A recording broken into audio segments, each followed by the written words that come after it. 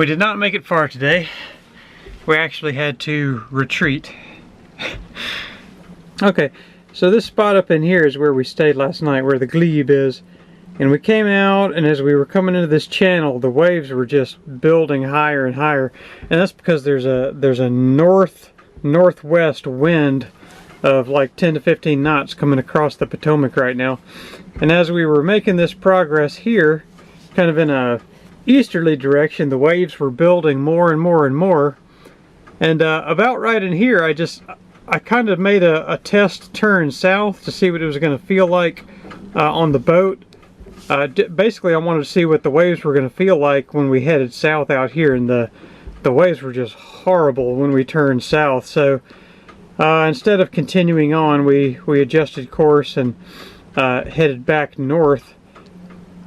And now we're hiding in this little cove up here, which is nice and peaceful. But it's amazing how much difference there is just on the north side of the Potomac versus the south side right now.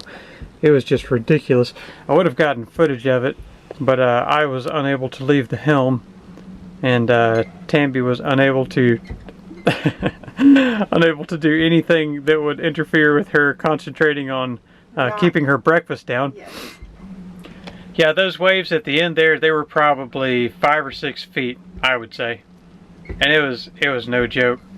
I mean, it was pretty serious. So yeah, we're just gonna sit tight here and wait for the rest of this wind to fizzle out, and then pick up where we left off tomorrow.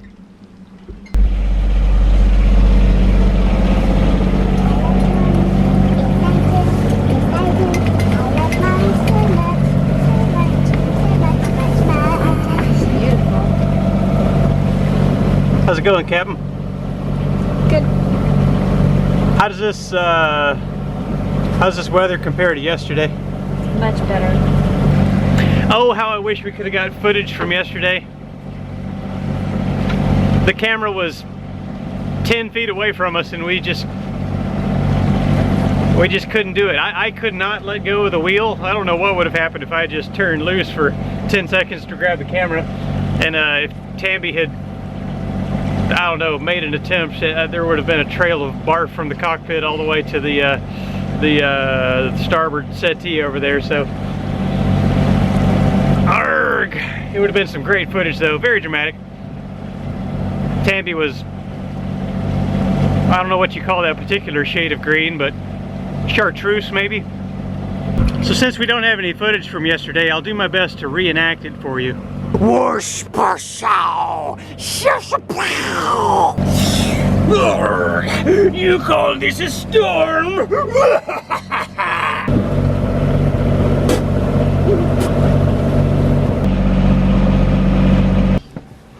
Alright, so we've arrived safely at our anchorage for the night, which is this place called Fishing Point. And it is up the, whoops, I shouldn't zoom in, I shouldn't zoom out. It is up the Piankatank River.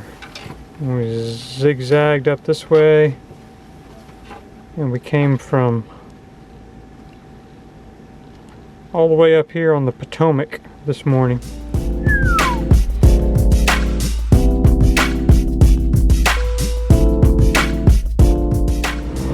2 more days and then we'll be done with the Chesapeake, baby. Yay! What do you think about that? I'm very happy about that. You ready to be out of the Chesapeake? Yes. What is it that you don't like about the Chesapeake? There's just nothing to look at. Won't be long and we'll be off the Chesapeake and on the ICW. Making good progress. Yeehaw!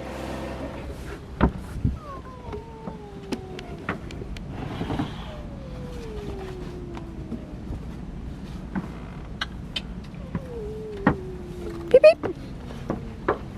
Yeah.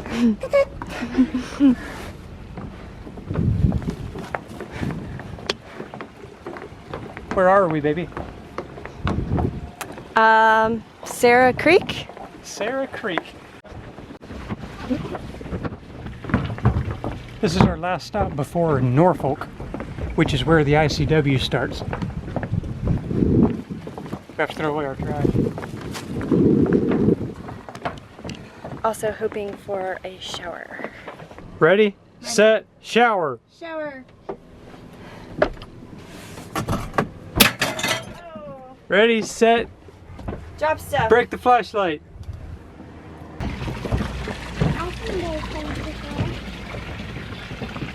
Tambi, do your happy shower dance.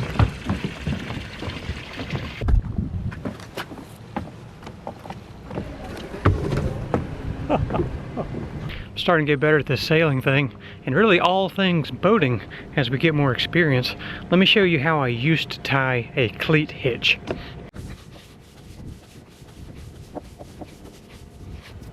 Now I'll show you the right way to tie a cleat hitch.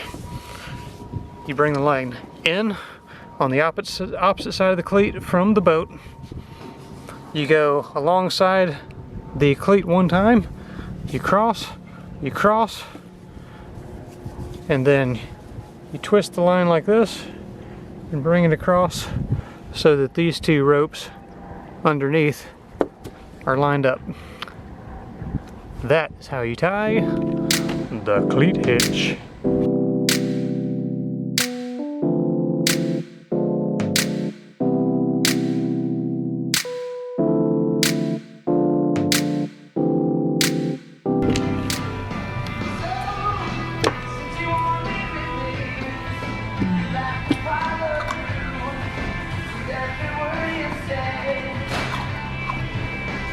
Is the ice good? Love you, baby. Love you too. I love you, Molly. I love you too. So today is our last day on the Chesapeake. So after today, it'll be a long stretch of cruising down the ICW.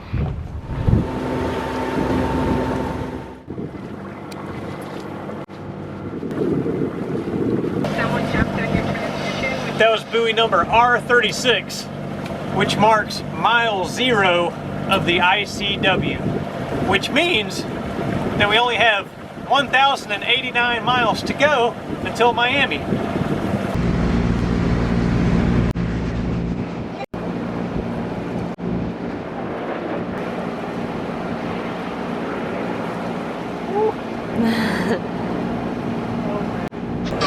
All right. We made it. Bridge number 1.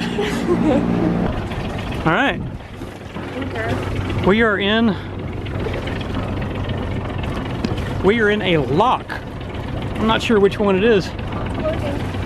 Oh yeah.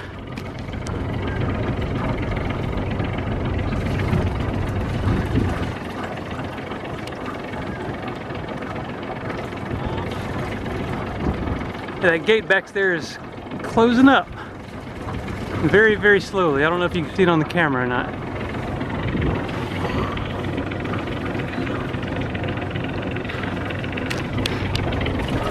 It was a little sketchy coming in here. I mean, I don't know, it felt a little sketchy coming in here, but it really wasn't bad.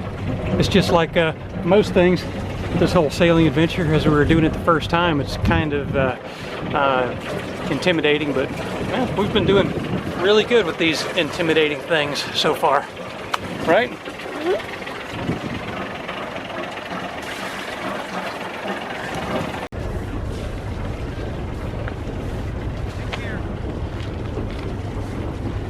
This was our first lock experience ever. I think it went pretty good. What do you think? Yeah. We did almost have a close call. We actually thought the water was going up instead of down, and we had our dock lines pretty tight. If we hadn't loosened those dock lines, our boat would have been hanging off of this wall as the water level lowered. But we're good. That's how you learn, right?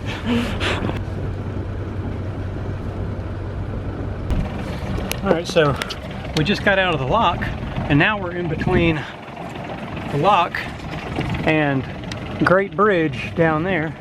And now we're just kind of treading water here in the middle, trying to keep things as still as possible. Unfortunately, this nice boat right there ran into the wall of the lock, and I mean, he hit it hard on his, you know, forward port side. All right, this bridge is coming up. We're hoping we can get a spot right over there to tie up for the night, but we're just gonna have to see if any of these other boats move out. It's kind of tricky doing this tight maneuvering. Oh, look at it going up.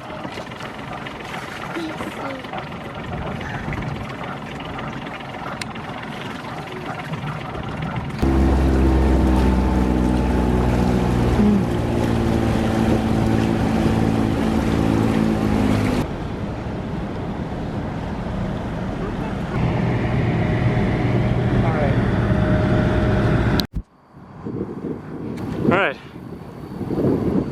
There's Great Bridge. And here's us. Us, Great Bridge. Great Bridge, us. So now what we're gonna do is try to find a place to fill a propane bottle. There's a gas station somewhere around here that's supposed to fill propane. Stock up on some groceries, and yeah, just hang out here for the night. This is a 24-hour dock, so we can stay here tonight, and then we got to be out of here tomorrow. And this was kind of an interesting place. On the other side of Great Bridge, on the west side, is that lock that we just came out of. And there's really not that much room between the bridge and the lock.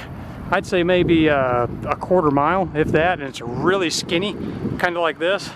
And when there's like 15 boats piled in there, all kind of just maneuvering around waiting for this bridge to open, it gets kind of hairy. Here we are. This is our spot for the night, right in front of Great Bridge.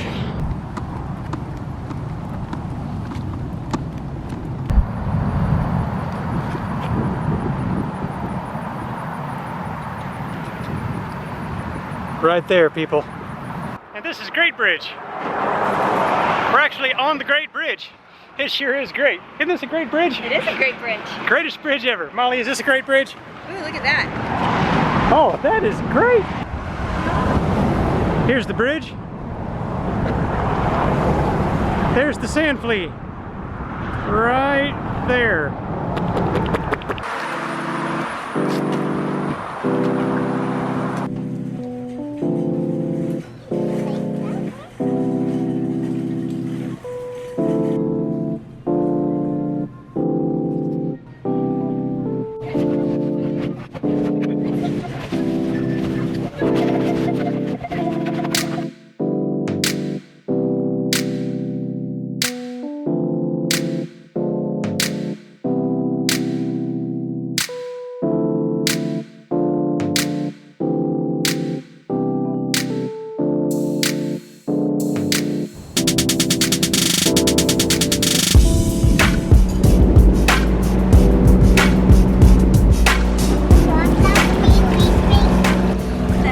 So this is your first bridge.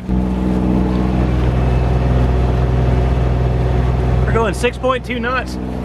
I think even if we hit it at 6.2 knots, I bet that bridge would not move 1 inch. What do you think?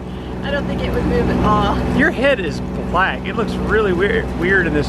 Lower, lower, lower. There she is. Okay.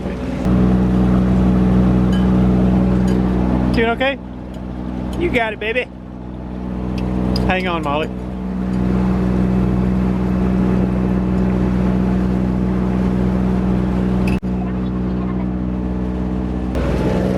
Nice job, baby. You did it. We are in the Albemarle Sound, and this is what it looks like. Got a lot of water and some land on that side, and you got a lot of water and some land on that side, but it's pretty much wide open. But the thing about this Albemarle Sound is that there's only this little skinny channel that runs through the middle. It's only maybe 75 feet wide and only like 8 to 10 feet deep. So here's what I'm talking about. Here's our boat, and all these red numbers are where it's too shallow for our boat to be. So you got to keep your boat in the channel here, or else you run aground over here or you run aground over here. And it's kind of deceiving because there's so much water out there, but so much of it is extremely shallow.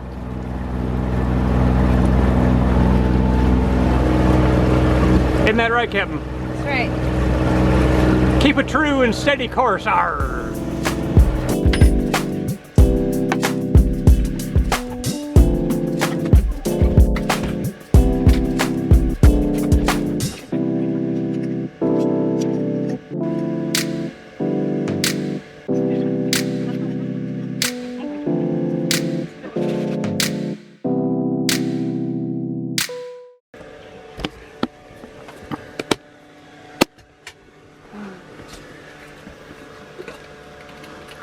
Is it good? Mm-hmm.